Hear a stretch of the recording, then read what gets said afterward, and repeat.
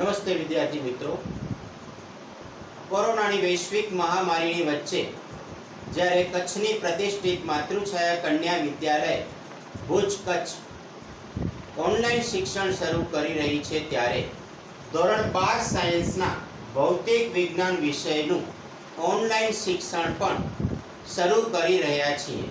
તો વિદ્યાર્થીઓ આપ તેનો મહત્તમ લાભ લેશો. સૌપ્રથમ ભૌતિક વિજ્ઞાન વિષયના બોર્ડના પ્રશ્નપત્રનું પરિરૂપ હું આપને જણાવું. બોર્ડનું પ્રશ્નપત્ર બે ભાગમાં રહેલું હોય છે. પાર્ટ એ 50 ગુણ જે એમસીક્યુ સ્વરૂપે હોય છે, અને પાર્ટ બી 50 ગુણ જે થિયરી સ્વરૂપે હોય છે. આમ કુલ 100 ગુણનું પ્રશ્નપત્ર હોય છે, જે 3 કલાકની સમય મર્યાદામાં પૂરું કરવાનું હોય છે. પાર્ટ એ ને કુલ 1 કલાક મળે છે, જ્યારે પાર્ટ બી ને કુલ 2 કલાક મળે છે.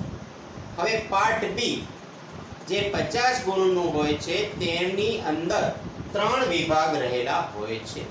વિભાગ એ 2 ગુણના પ્રશ્નો, 8 સંખ્યા અને 16 માર્ક્સ. વિભાગ બી 3 ગુણના કુલ 6 પ્રશ્નો અને 18 માર્ક્સ. વિભાગ સી 4 ગુણના કુલ 4 પ્રશ્નો અને 16 માર્ક્સ.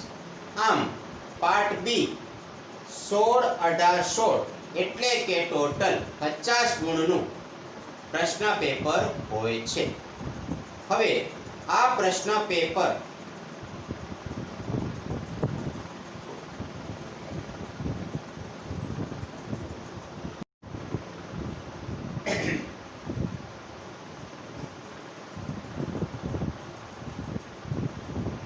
હવે આપણે ઇલેક્ટ્રોસ્કોપ વિશે સમજીએ. ઇલેક્ટ્રોસ્કોપ એક કાચની પેટી આકારનું સાધન છે. તેના ઉપરના ભાગમાં એક કાણું હોય છે. આ કાણામાંથી એલ આકારમાં રહેલો ધાતુનો સળિયો અંદર આકૃતિમાં દર્શાવ્યા પ્રમાણે દાખલ કરવામાં આવે છે, અને આ જગ્યાએ રબરનું બૂચ લગાવવામાં આવે છે કે જેથી ધાતુનો સળિયો બરાબર ફિટ બેસી જાય. તેના ઉપરના મુક્ત છેડે ધાતુનો ગોળો રાખવામાં આવે છે, અને નીચેના મુક્ત છેડે ઊંધા વી આકારમાં રહે તે રીતે સુવર્ણ વરખ એટલે કે ગોલ્ડ લીફ એટલે કે સોનાનું પાતળું વરખ આ મુજબ રાખવામાં આવે છે. હવે આ તો થઈ ઇલેક્ટ્રોસ્કોપની રચના. હવે ઇલેક્ટ્રોસ્કોપ શું કાર્ય કરે છે, તે શા માટે વાપરવામાં આવે છે, તો સૌથી પહેલા તો ઇલેક્ટ્રોસ્કોપ એટલે શું સમજાવો. કોઈ પદાર્થ પર વીજભાર છે કે નહીં તે નક્કી કરવા માટે વપરાતા ઉપકરણને ઇલેક્ટ્રોસ્કોપ કહે છે. આમ તો તેના નામમાં જ તેની વ્યાખ્યા આવી જાય છે. ઇલેક્ટ્રો એટલે વિદ્યુત, સ્કોપ એટલે જોવું, એટલે કે વિદ્યુતને જોવા માટેનું સાધન ઇલેક્ટ્રોસ્કોપ. હવે કઈ રીતે આ સાધન વડે વિદ્યુત ભાર છે કે નહીં કોઈ પદાર્થ પર તે પરખી શકાય? ચાલો સમજાવો. ધારો કે આપણી પાસે કોઈ વિદ્યુત ભારિત પદાર્થ છે, રેશમ સાથે ઘસેલો કાચનો સળિયો છે. આ કાચના સળિયાને જો ધાતુના ગોળા સાથે સંપર્ક કરાવવામાં આવે તો કાચના સળિયા પરનો વિદ્યુતભાર ધાતુના સુવાહક ગોળા વડે વહન પામી ધાતુના સળિયા પર અને ત્યાંથી વહન પામી સુવર્ણ વરખના બંને લીપ પર જમા થશે. બંને લીપ પર સમાન વિદ્યુતભાર હોવાના કારણે આ લીપ એકબીજાને અપ્પા કરશે, એટલે કે તેમની વચ્ચેનું અંતર વધશે. આ બે લીપ વચ્ચેનું અંતર જેટલું વધારે તેટલું ઉપર રહેલ સળિયામાં વિદ્યુતભારનું મૂલ્ય વધારે. જો બે લીપ વચ્ચેનું અંતર ઓછું તો ઉપર સ્પર્શ કરાવેલ સળિયા અથવા પદાર્થમાં વિદ્યુતભારનું મૂલ્ય ઓછું હોય છે. તો આ તો ખૂબ જ સરળ રીત વડે આપણે નક્કી કરી શકીએ છીએ કે આપેલા પદાર્થ વિદ્યુતભારિત છે કે નહીં. હવે આવા જ ઇલેક્ટ્રોસ્કોપ બનાવવા માટેની સ્ટે હોમ પ્રવૃત્તિ. ઇલેક્ટ્રોસ્કોપ જાતે બનાવો. સૌથી પહેલા ઇલેક્ટ્રોસ્કોપ બનાવવા માટે તમને એક પારદર્શક બોટલ કાચ કે પ્લાસ્ટિકની લેવામાં આવે છે. તેના પર એક કાણાવાળું રબરનું બૂચ લગાવવામાં આવે છે અને આ બૂચમાંથી પસાર થઈ શકે તેવો એલ આકારનો એલ્યુમિનિયમનો સળિયો રાખવામાં આવે છે અને એલ્યુમિનિયમના સળિયાની ઉપરના ભાગે ધાતુની નાની ગોળી આકાર રાખવામાં આવે છે અને નીચેના ભાગે એલ્યુમિનિયમનું અત્યંત પતલું વરખ ઊંધા વી આકારમાં રાખવામાં આવે છે. બસ, તો આ થઈ ગયો આપણો જાતે બનાવેલો electroscope. Stay home, safe home, create electroscope. નમસ્કાર.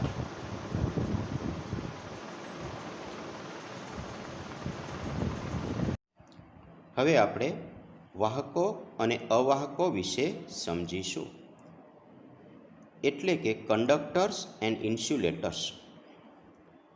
સામાન્ય વ્યવહારમાં વાહકો અને અવાહકો વિશે કેટલું જ્ઞાન આપણે ધરાવતા જ હોઈએ છીએ, પરંતુ સ્થિતવિદ્યુતના કિસ્સામાં આપણે વાહક અથવા અવાહક પદાર્થને કઈ રીતે અલગ પાડી શકીએ, કઈ રીતે સમજી શકીએ, તેના માટે આપણે પ્રયત્ન કરીશું.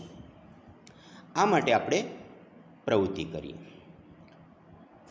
દાખલા તરીકે એક ધાતુનો સળિયો હાથમાં રાખો, તેને ઊન સાથે ઘસીશું તો તે વીજભારિત થતો નથી. પરંતુ જો આ જ ધાતુના સળિયાને લાકડા અથવા પ્લાસ્ટિકના હેન્ડલ સાથે લઈ ધાતુના ભાગને સ્પર્શ્યા સિવાય ઘસીશું તો તે વીજભારિત થાય છે. કેમ આવું થતું હશે?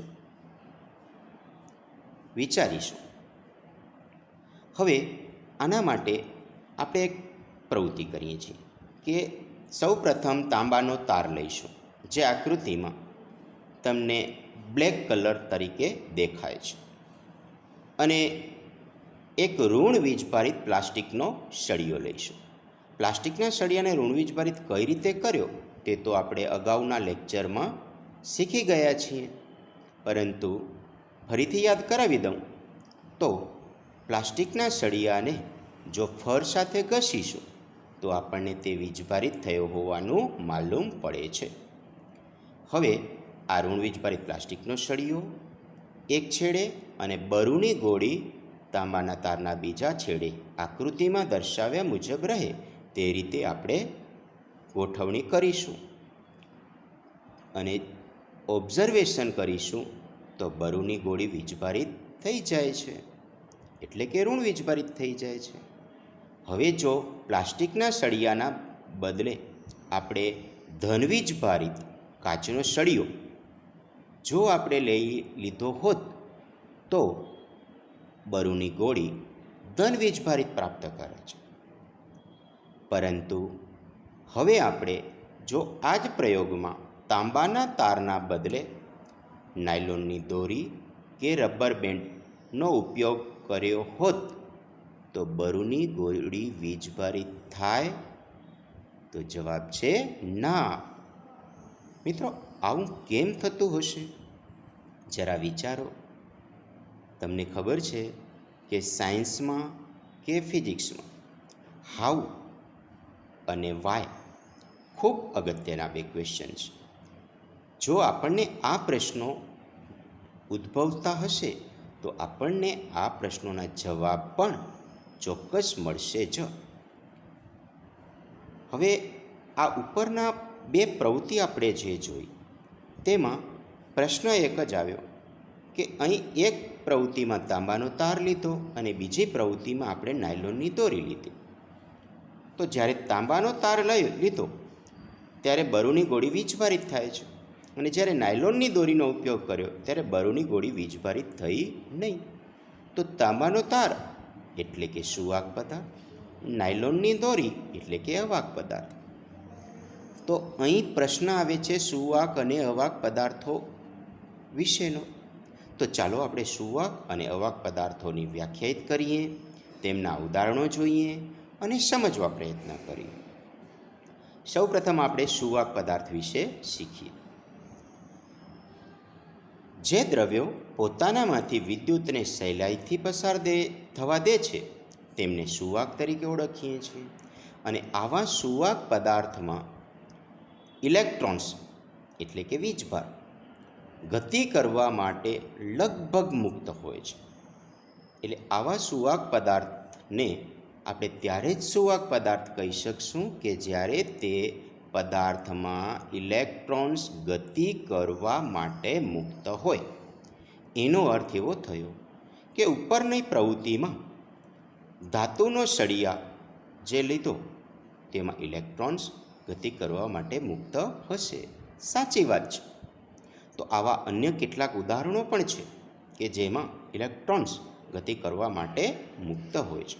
દાખલા તરીકે ધાતુઓ, માનવ તથા પ્રાણી શરીરો, પૃથ્વી. હવે આપણને પ્રશ્ન એ થાય કે માનવ અને પ્રાણી શરીર કઈ રીતે સુવાહક છે? તો એનું એક ઉદાહરણ આપો કે આપણે જાણીએ છીએ કે માનવ અથવા પ્રાણી શરીર ને ધારો કે વિદ્યુતના જીવંત વાયર સાથે સંપર્ક થઈ જાય તો તેમને શોક એટલે કે કરંટ લાગે છે.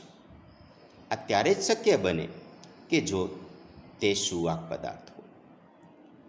હવે પૃથ્વીની સુવાહકતા તો અનંત ગણવામાં આવે છે, જેના વિશે ભવિષ્યમાં આપણે વધુ માહિતી મેળવીશું. હવે જેમ સુવાહક પદાર્થને સમજ્યા તે જ રીતે આપણે અવાહક પદાર્થને પણ વ્યાખ્યાયિત કરીએ અને ઉદાહરણો જોઈએ. સૌથી પહેલાં વ્યાખ્યા.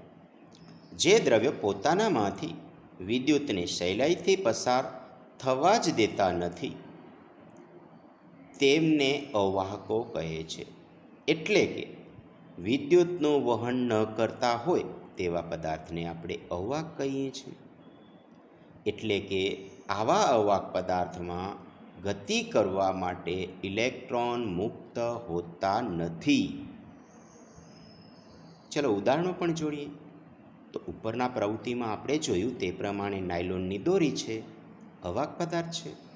લાકડું છે, કાચ છે, પ્લાસ્ટિક છે, આવા અવાહક પદાર્થોના ઘણા બધા ઉદાહરણો આપણે વ્યવહારિક જાણીએ છીએ. હવે અહીં જો કે આપણે અવાહક અને સુવાહક પદાર્થો વિશે શીખ્યા, આ જ રીતે પદાર્થનો ત્રીજો એક પ્રકાર પણ પડે છે, જેને અર્ધવાહક કહે છે, એટલે કે સેમિકન્ડક્ટર. આ પદાર્થ વિશે ટૂંકમાં માહિતી આપું તો આ અર્ધવાહક પદાર્થની વાહકતા અવાહક પદાર્થ કરતાં વધુ અને સુવાહક પદાર્થ કરતાં ઓછી હોય છે, જેના વિશે વધુ માહિતી આપણે બીજા સત્રના પ્રકરણમાં શીખીશું. આ તો થઈ પદાર્થના વાહકતાની દ્રષ્ટિએ પ્રકારો વિશે. પરંતુ હવે આપણે વ્યવહારમાં આપણા ઘરમાં આપણે કેટલાક વિદ્યુત ઉપકરણો વાપરતા હોઈએ છીએ.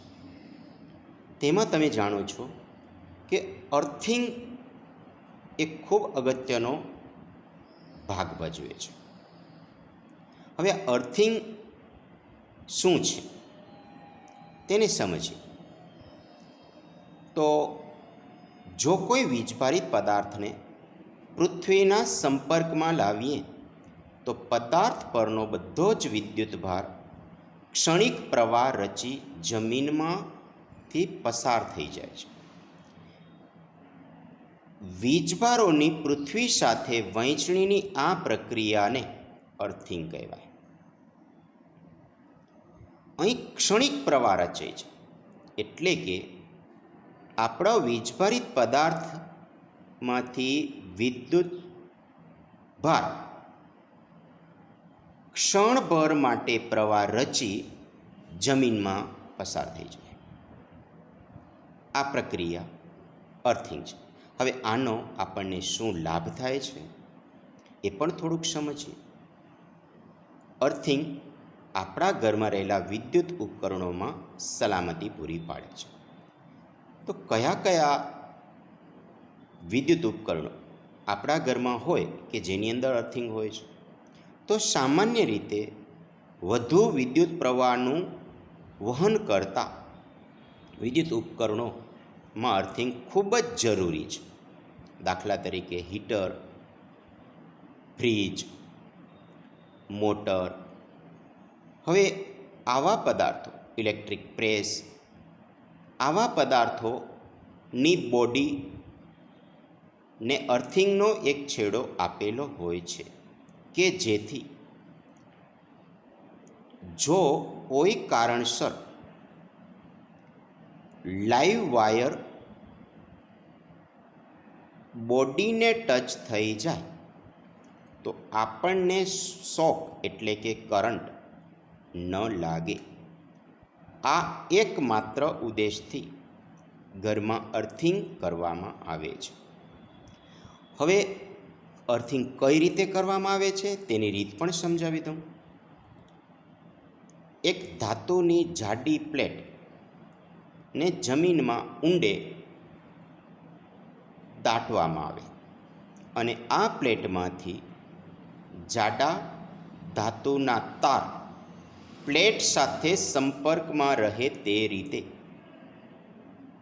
ધાતુના તારને બહાર કાઢી તેને વિદ્યુતના મુખ્ય સપ્લાય પાસે અર્થિંગના હેતુ માટે રાખવામાં આવે છે.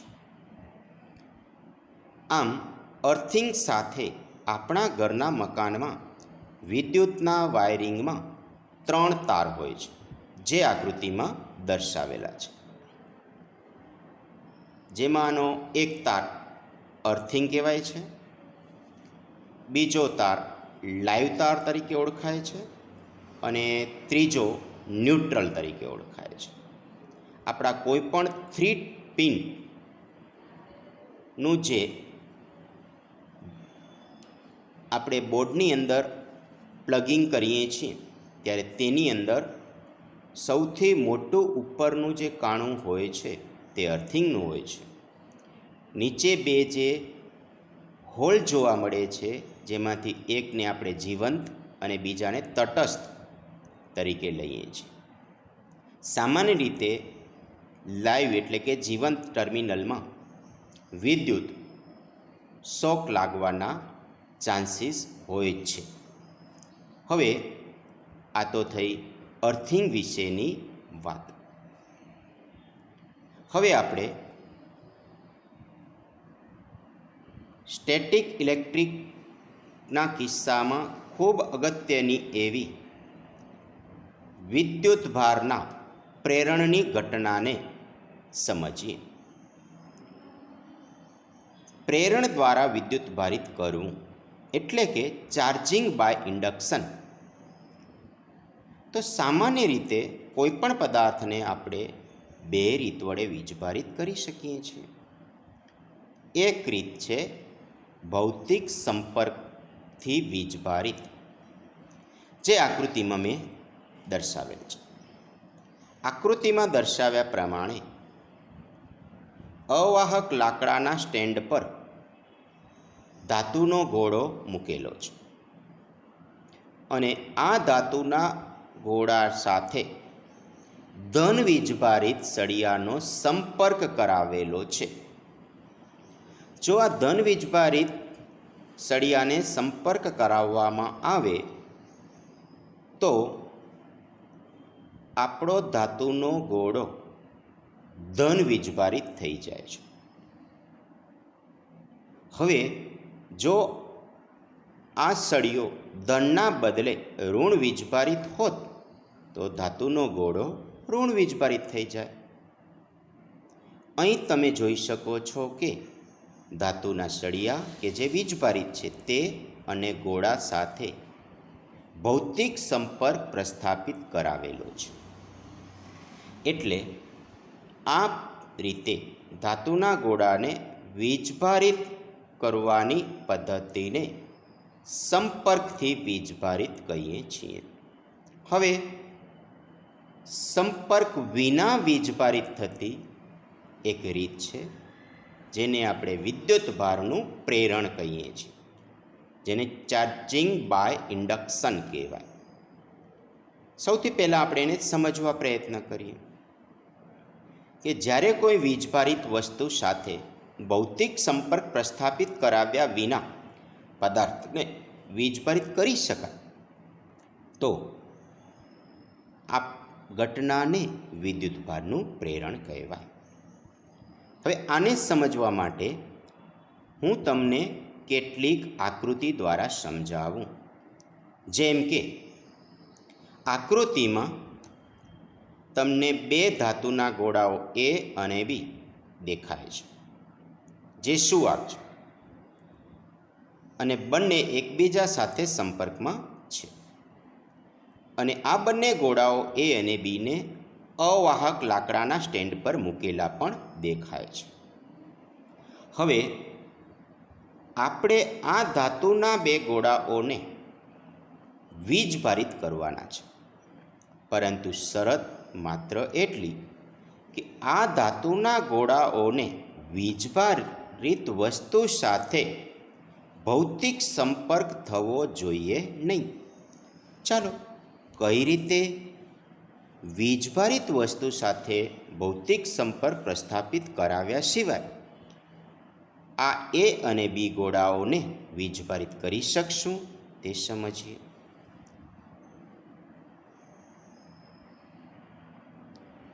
તો આ બે ધાતુના ગોળા એ અને બી ને આ જ પરિસ્થિતિમાં રાખી ધન વીજભારિત સળિયાને આકૃતિમાં દર્શાવ્યા પ્રમાણે નજીક લાવવામાં આવે છે. અહીં લાવેલ ધન વીજભારિત સળિયાના કારણે ગોળા પરના ઇલેક્ટ્રોન્સ આકર્ષાઈને ગોળા એની ડાબી બાજુએ સળિયા તરફના ભાગ તરફ સળિયા સાથે આકર્ષાયેલા રહે તે રીતે પ્રેરિત થશે અને ગોળા બીની જમણી બાજુ ધન વિદ્યુતભાર ખુલ્લો થશે. આવું કેમ થશે જાણવું ખૂબ રસપ્રદ છે. તો અહીં ધન વિદ્યુતભારિત સળિયાના લીધે મુક્ત ઇલેક્ટ્રોન ગોળામાંથી ગોળા એની ડાબી બાજુએ આકર્ષાય છે. એટલે ઇલેક્ટ્રોન ડાબી બાજુએ આકર્ષાય છે અને પરિણામે તેટલો જ ધન વિદ્યુતભાર અપાકર્ષાઈને બી ગોળાની જમણી બાજુએ ખુલ્લો થાય છે એમ કહી શકાય. એટલે આ પરિસ્થિતિમાં ગોળો એ અને ગોળો બી પર અનુક્રમે ઋણ અને ધન વિદ્યુતભારો પ્રેરિત થયા છે તેમ કહી શકાય.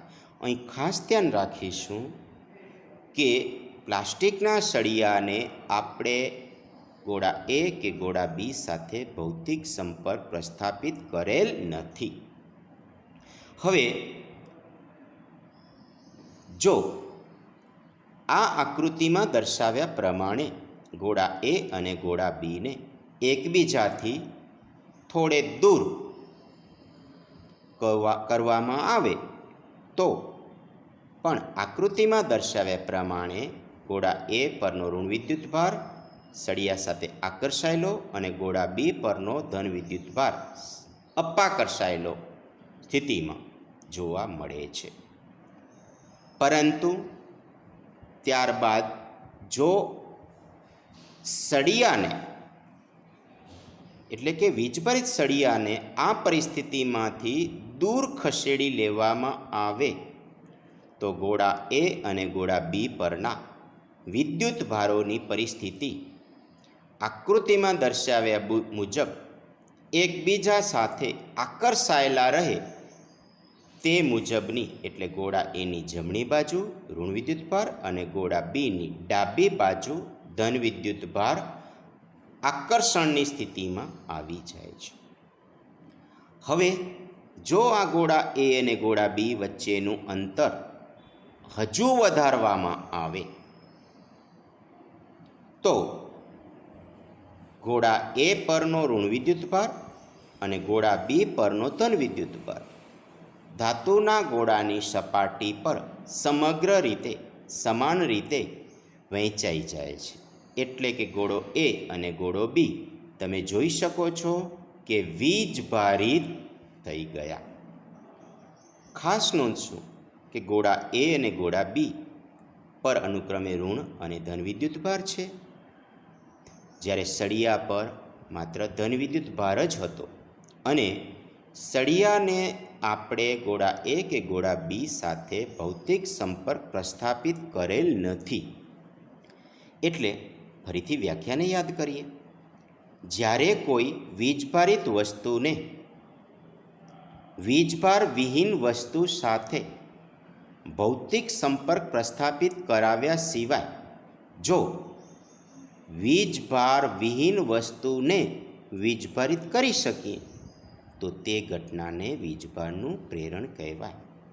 તો વ્યાખ્યા અનુસાર આ ઘટના થઈ ચાર્જિંગ બાય ઇન્ડક્શન. તો જોયું ને મિત્રો, કેટલી સરળતાથી આપણે ગોળા એને અને ગોળા બીને ભૌતિક સંપર્ક પ્રસ્થાપિત કરાવ્યા સિવાય વીજભારિત કરી શક્યા. નમસ્તે.